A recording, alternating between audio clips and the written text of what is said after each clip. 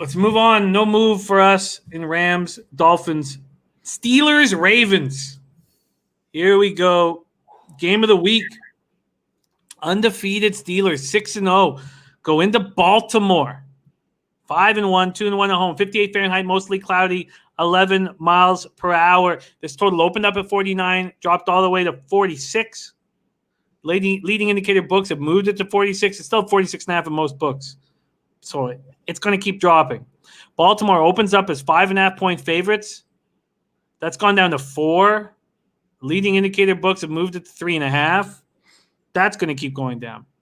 Talk about the Steelers first. Pittsburgh converted its first 7 third downs of the game, scored on 5 of their first 6 drives, on the way to a 27-24 win at Tennessee. Let me ask you this right now. Is it because they took the foot off the gas? What happened, Bebsy? Why did they allow the Titans to come right back? Let's start there. I think a little bit of taking their foot off the gas and a little bit of what I mentioned before with Derrick Henry. That guy wears defenses down. He is an absolute truck, and you see guys that just by the second half don't want to tackle him anymore. He is a machine.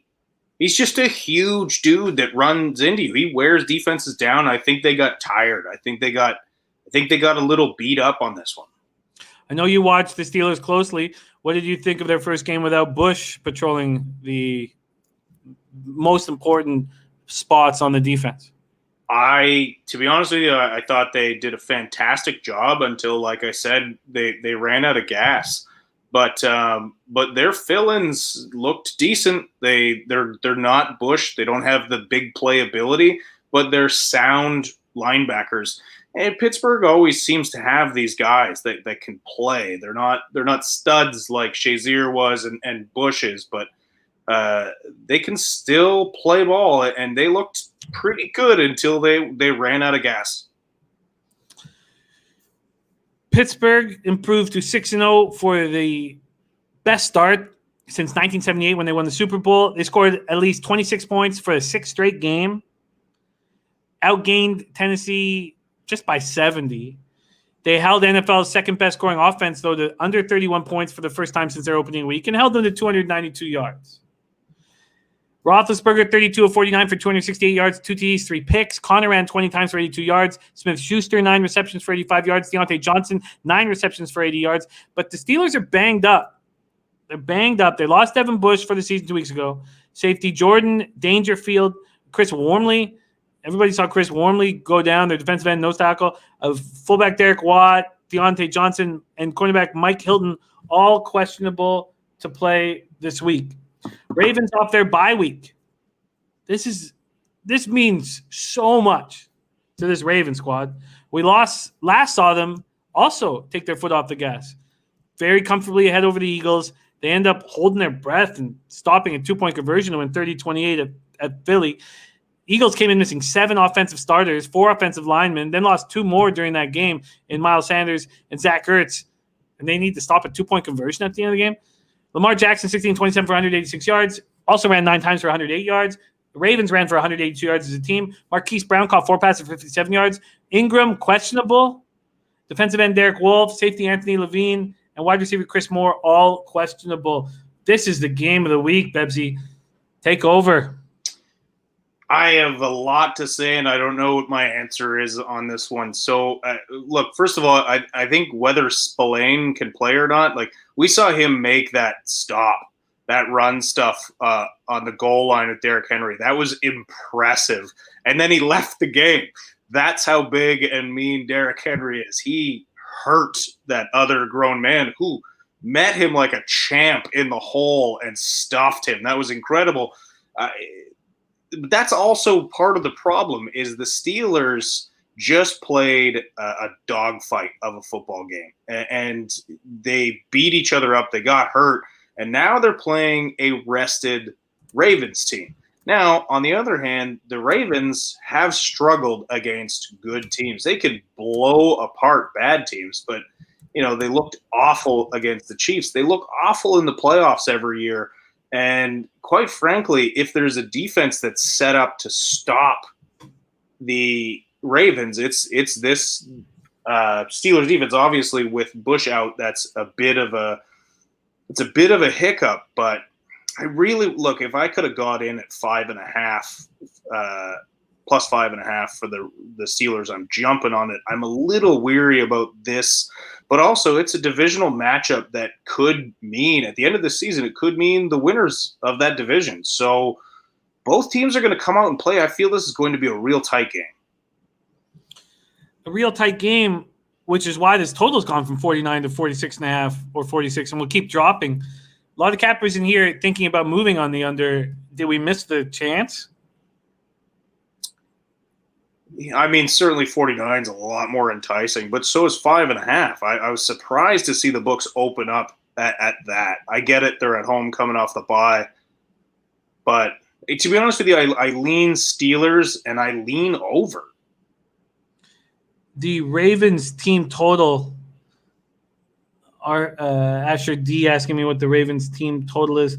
Let me get that for you right now. I'll give you both. Ravens team total 25.5, juice to the over. Steelers 20.5, juice to the under. What do you think of those team totals? Are you surprised that the Steelers team total is 20.5, juice to the under? A little bit. A little bit. And then I don't know. I think I like this Steelers team total over here. So does Asher D. So does Nilo. Dennis Garcia likes the under until it hits 44 and says Baltimore should be 2.5-point favorites. Here's if you're looking for prop bets, I say you look at Chase Claypool, who had 2 massive weeks and then an awful week. Awful. I think Chase Claypool goes off this week. Minus 2 yards, right? Yeah. It's exactly the same idea with Jacobs for the Browns. And I don't have proof in the NFL. I have proof in NBA for my own bets that succeeds enormously when you have a guy that you believe in who comes off a terrible game to bet him the next game. Now, that blew up in my face in the bubble, but that was a very small sample size. I agree. I want to take the Steelers in this game. I really do. I wish I could have jumped on this at 5.5. The Steelers suck, Jets fan. Well, all you're doing is perpetuating the stereotype that Jets fans are morons. But the team total over seems like a real nice play right now. Oh, man, there's some good stuff. Good stuff here. Intex says depends on the weather also. If you could predict that on a Tuesday. Yeah, do we have any idea how many minutes the sun will shine through the clouds? Oh, man. Okay, well, a lot of the chat likes this Steelers team total over. At 20.5, it makes sense to me. The only thing, though, and the only reason why I would say to pump your brakes on it is this total is going to keep dropping. So you think? I do. I think this. So, but we'll see. I mean, these are all just educated guesses. But so we're sitting at what 46.5 across the board. One leading indicator book has dropped it to 46. So yes, I think it goes to 45.5. I bet you it's at 45 by Sunday. I think I want that Steelers team total over. Do you want it now? I think I do. Well, you do have a nice because Bet365 will screw you on the team props juice. They'll do it minus 120 each way. They took a lot of heat for it. They've cut 5 cents off of it. So now it's like 35 cents, But the over 20.5 right now is at minus 110. And Bebsy's on it.